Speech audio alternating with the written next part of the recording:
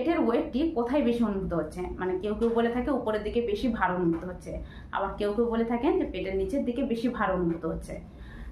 মানে প্রেগনেন্সির সময় বলা হয় থাকে পেটের নিচের দিকে যদি বেশি ভার অনুভূত হয়ে থাকে তাহলে সেক্ষেত্রে তার ছেলে সন্তান হতে চলেছে, এবং পেটের উপরের দিকে যদি বেশি ভার অনুভূত হয় তাহলে সেক্ষেত্রে তার কিন্তু মেয়ে সন্তান হতে চলেছে। এক্ষেত্রে প্রেগনেন্সির সময় এরকম কেন হয়ে থাকে? সাধারণত প্রেগনেন্সি যদি 7-8 নাম্বার মান্থ হয়ে থাকে সেক্ষেত্রে কিন্তু পেটের আকারটি যথেষ্ট বৃদ্ধি পায়।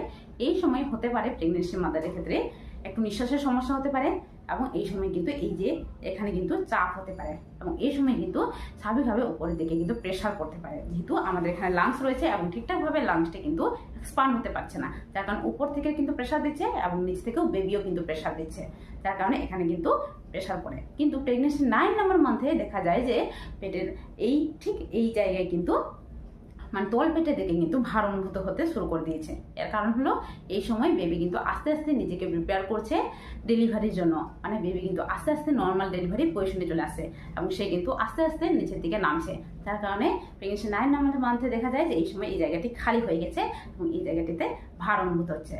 তবে প্রেগনেন্সি এটি দেখা যাওয়া কিন্তু স্বাভাবিক, এবং এটি দেখা গেলেই কিন্তু বুঝতে পারবেন যে আপনার ক্ষেত্রে নর্মাল ডেলিভারি হতে চলেছে।